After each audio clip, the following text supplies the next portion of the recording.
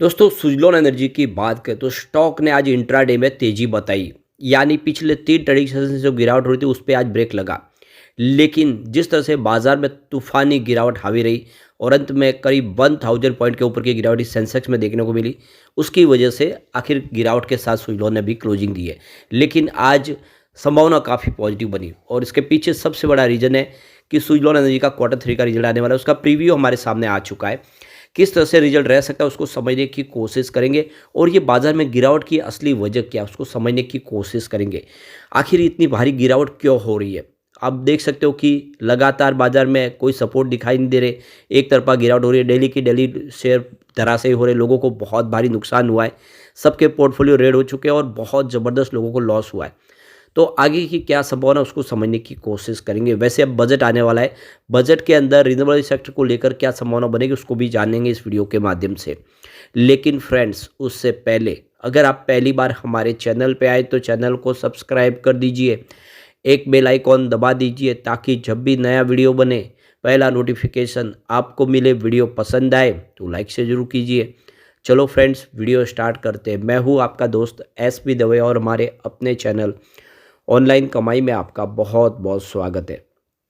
तो सबसे पहले बाजार की बात कर ले। आज BSE सेंसेक्स 76,330 के स्तर पे क्लोजिंग दी है, जहाँ पे 1048 पॉइंट की भारी भरकम गिरावट थी। यानी 1.36% गिरा BSE सेंसेक्स, यानी बाजार बिल्कुल संभल नहीं पाया। वैसे आप देख सकते हो कि इंट्राडे में बाजार ने 77,128 का हाई बनाया था और वहाँ से बहुत ज़बरदस्त गिरावट हुई क्योंकि जो लो बना वो 76,249 का। तो इस हिसाब से तो देखें तो करीब जो गिरावट है वो 1200-1300 पॉइंट की थी। लेकिन अंत में क्लोजिंग भी ऊपर ही रही है 1000 के ऊपर क्योंकि बाजार रिकवर नहीं हो पाया, बहुत भारी गिरावट हुई। तो वो क्या ऐसी वजह बनी है? अब देख सकते हो जो सेंसेक्स 86,000 के स्तर पे पहुंच गया था वो गिरते हुए 76,000 के स्तर पे आ चुका है। तो ये 10,000 पॉइंट की भारी भरकम गिरावट हुई। इसके पीछे 3 बड़े रीज़न है और इसी वजह से निवेशकों के करीब 4.5 लाख करोड़ एक ही दिन में डूब गए। तो पहला जो रीज़न बन रहा है वो है ग्लोबल मार्केट में गिरावट। फ्राइडे को अमेरिकी बाजार में बड़ी गिरावट देखने को मिली, उसका असर सोमवार को एशियाई बाजार में भी देखने को मिला। नौकरियों से जुड़ी रिपोर्ट के बाद US फेड द्वारा ब्याज दरों में जल्द कटौती की उम्मीदों को झटका लगने के बाद अमेरिकी बाजारों में गिरावट आई। दक्षिण कोरिया का कॉस्पी 1.21% गिरकर 2485 पर आ गया। एशिया डॉ जोंस की बात करें तो 1.15 की गिरावट के साथ 3676.11 पर ट्रेड करा था।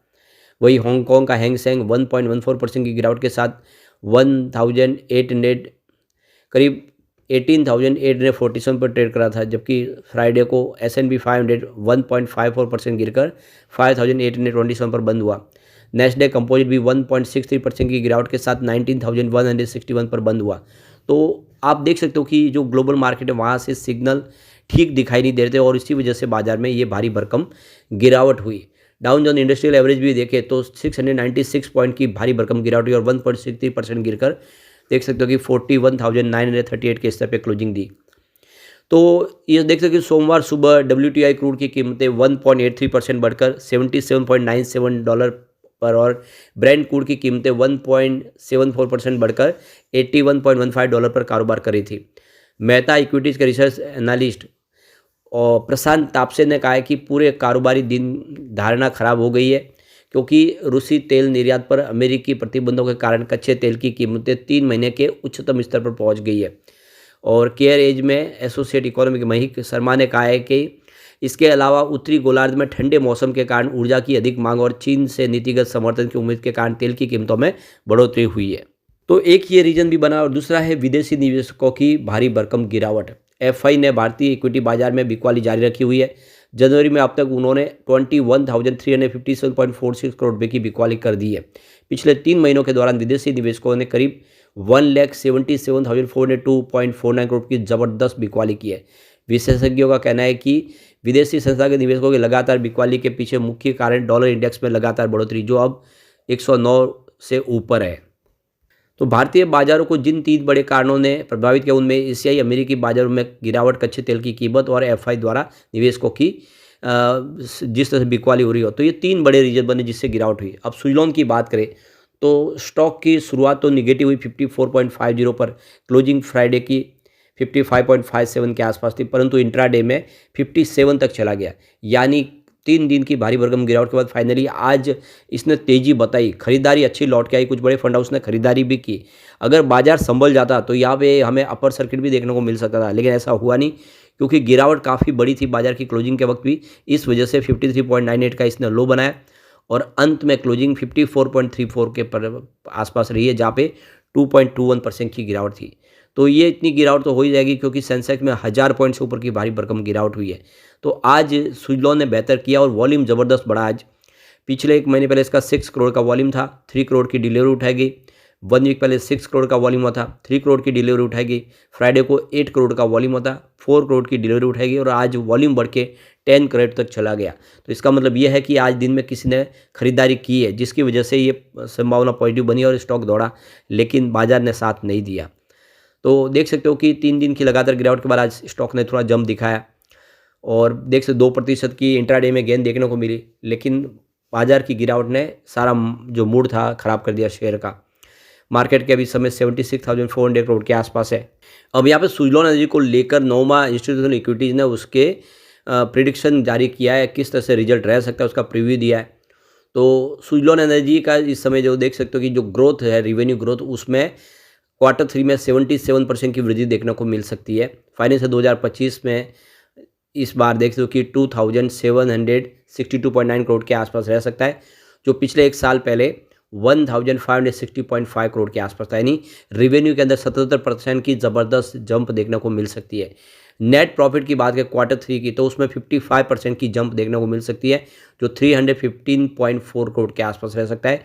पिछले 1 साल पहले यह 203 करोड़ के आसपास था। तो देख सकते हो कि नोमा के हिसाब से यहाँ पे रेवेन्यू और प्रॉफिट दोनों में ही ज़बरदस्त जंप इस बार देखने को मिल सकता है।